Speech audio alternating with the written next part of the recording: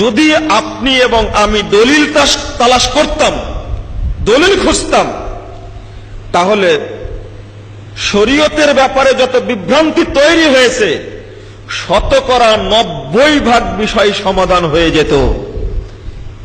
10% মাত্র 10% বিষয় থাকবে, দলিল তালাশ করতে গেলে 90% বিষয় সমাধান হয়ে যাবে। গতকালকে শুক্রবার, তার পূর্বের শুক্রবারে চিটাগঙ্গের একজন আলেমের সঙ্গে ঢাকার এক বাসায় বসেছিলাম। যে বিষয় এসেছে সে বিষয়টি দলিল চাওয়া হয়েছে। দলিল তো দূরের কথা, হাদিস গ্রন্থ থেকে অনেকগুলো বিষয়ে কোনো হাদিস বের করতেই তিনি অপারগ। শেষে তাকে নসিহত করে বিদায় দিয়েছে এই মর্মে যে আল্লাহর ওয়াস্তে শরীয়ত নিয়ে আপনারা লুকোচুরি করবেন না। আপনি সালাতে দাঁড়িয়ে প্রথমে নিয়াত বলবেন, দলিল চাইব। এইভাবেই কি মুহাম্মদ সাল্লাল্লাহু আলাইহি ওয়াসাল্লাম এবং সাহাবা কেরাম নিয়াত বলতেন? উনি কোনো দলিল দেখাতে পারলেন না। 2 নম্বর, জায়নামাজের দোয়া হিসাবে চালু আছে ইন্নী ওয়াজ্জাহাতু ওয়াজহিয়া লিল্লাযী ফাতারাস সামাওয়াতি ওয়াল আরদ। রাসূল মুহাম্মদ সাল্লাল্লাহু আলাইহি ওয়াসাল্লাম পড়তেন কিনা দলিল পেশ করুন।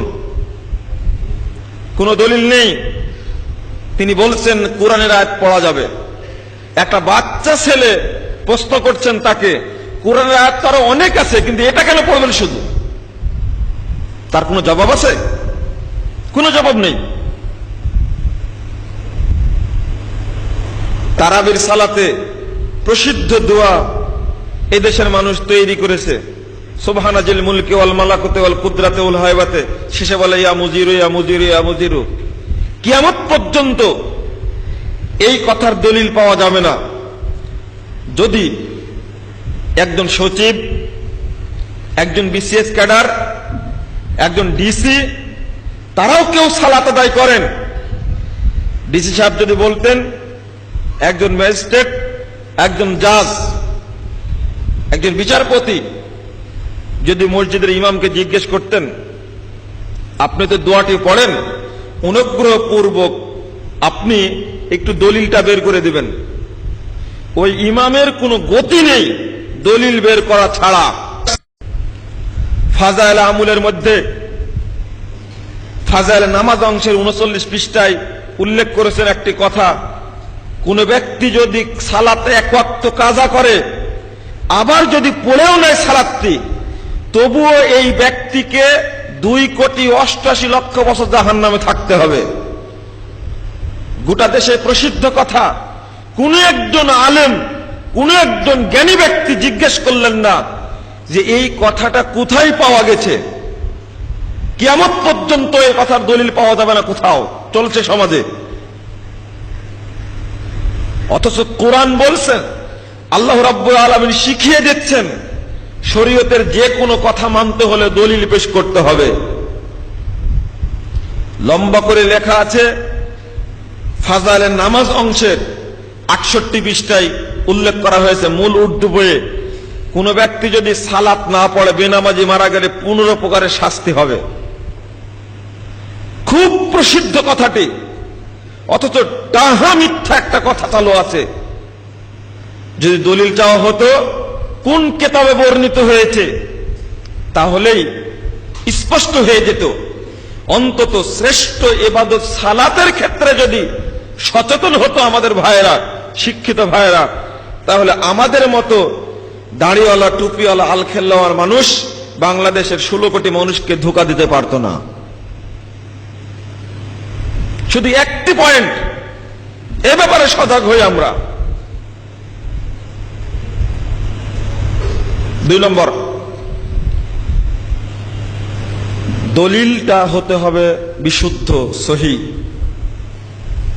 কেন বললাম? অসংখ্য মানুষ দলিল শরীয়ত তৈরি করেছে, শরীয়ত তৈরি করে মানুষের মাঝে চালিয়ে দিয়েছে।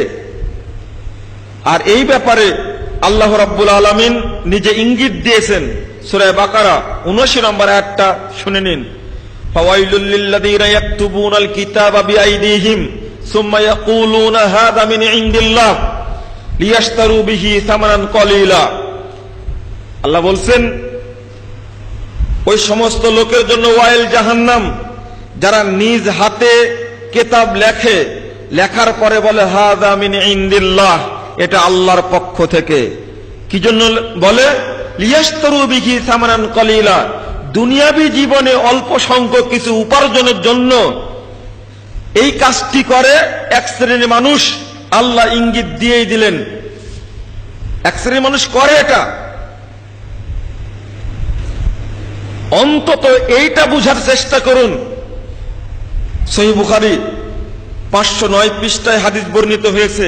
আল্লাহ রাসূল বলছেন, লা তাকুমুস সাআহ হাত্তা ইউবাসা দাজ্জালুনা কাযাবুনা আকরাব বিন সালাসিন। কিয়ামত ততদিন হবে না যতদিন না 30 জন ভণ্ড নবীর আবির্ভাব ঘটবে। কুল্লুহুম ইয়াকুলু আনা রাসূলুল্লাহ, প্রত্যেকেই বলবে আমি আল্লাহ রাসূল। এই কথা বলবে, এটা রাসূল সাল্লাল্লাহু আলাইহি ওয়াসাল্লামের সহিহ বুখারীর হাদিস। আপনাকে বুঝতে হবে, ভণ্ড নবীর সংখ্যাই যদি 30 জন হয়, আনুমানিক 30 জন, এই ভণ্ড নবীরা যে সমস্ত হাদিস তৈরি করবে, এগুলো কি সহিহ হবে? সহিহ মুসলিম প্রথম খণ্ডে 9 পৃষ্ঠা খুলুন। ইবনে মাসউদ রাদিয়াল্লাহু আনহু বলছেন, মারফু সূত্রে, মাওকুফ সূত্রে বলছেন যে শয়তান মানুষের কাছে এসে হাদিস বর্ণনা করে। শয়তান যে হাদিস বর্ণনা করে, ওই হাদিসকে সহিহ বলা যাবে? এবার আপনি বলুন, দলিল সহিহ হতে হবে, সঠিক হতে হবে, এটা তো আল্লাহর নির্দেশ, সঠিকটা গ্রহণ করতে হবে। রাসূল সাল্লাল্লাহু আলাইহি ওয়াসাল্লাম বলছেন, সহিহ বুখারী প্রথম খণ্ডের 21 পৃষ্ঠা খুলুন, মাইয়াকুল আলাইয়া মা লাম আকুল ফালইয়াতাবাওয়াহু মাকাদাহু মিনান নার। কেউ যদি এমন কথা বলে যে কথা আমি বলিনি, সেজন্য তার স্থান জাহান্নামে করে নেয়। এই হাদিস প্রমাণ করে রাসূল সাল্লাল্লাহু আলাইহি ওয়াসাল্লামের নামে মানুষ হাদিস তৈরি করবে। ইবনে মাজাহ 5 পৃষ্ঠায় পাওয়া যাবে হাদিসটি। রাসূল সাল্লাল্লাহু আলাইহি ওয়াসাল্লাম বলছেন, ইয়াকুম কাসরাতুল হাদিস, তোমরা বেশি বেশি হাদিস বর্ণনা করা থেকে সাবধান।